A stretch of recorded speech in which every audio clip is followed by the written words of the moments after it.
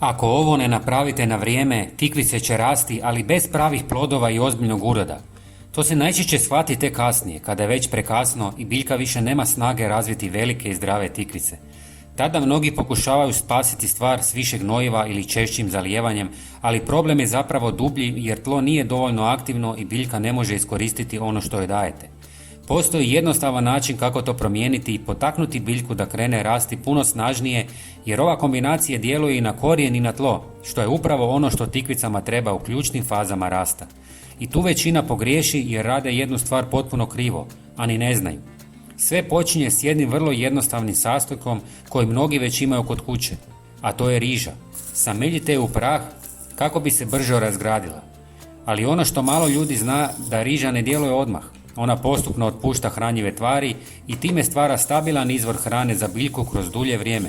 Upravo zato tikvice nakon ove prihrane ne eksplodiraju samo kratko, nego rastu kontinuirano i snažno. Uz to riža poboljšava strukturu tla i pomaže zadržavanju vlage, što znači da korijen ima bolje uvjete čak i kada su temperature visoke. Ali evo gdje stvari postaju zanimljive.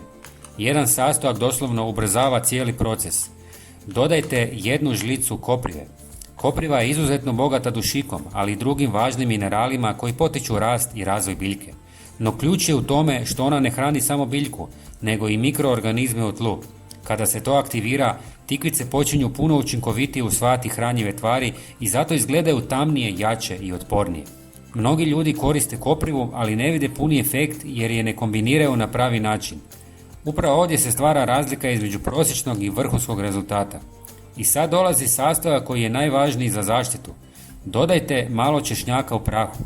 Možda zvuči nevažno, ali njegova uloga je ključna jer štiti biljku u trenutku kada je najosjetljivija. Djeluje protiv lisnih ušiju, gusjenica i drugih štetnika koji mogu usporiti rast. Češnjak ima i antifugalna svojstva, pa pomaže spriječiti pojavu bolesti na listovima. To znači da biljka ne troši energiju na obranu, nego na rast i razvoj plodova. Upravo zbog ovog koraka mnogi kasnije primijete da su im tikvice zdravije nego prije, bez dodatnih kemikalija. Sve dobro promiješajte i ostavite da odstoji 1 dan na sobnoj temperaturi kako bi se svi sastojci povezali i aktivirali. Procijedite i razredite sa još 1 litrom vode. Primjenjujte ovu prihranu prije cvjetanja i tijekom intenzivnog rasta jer tada tikvice troše najviše hranjivih tvari i tada će efekt biti najvidljiviji.